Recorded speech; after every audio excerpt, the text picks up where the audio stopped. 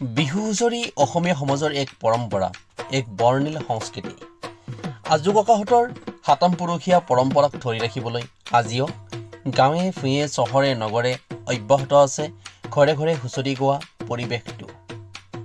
যিটো পৰিৱেশে জীপাল আৰু সজীৱ কৰি ৰাখে অসমীয়াৰ জান প্ৰাণ মান স্বাভিমান।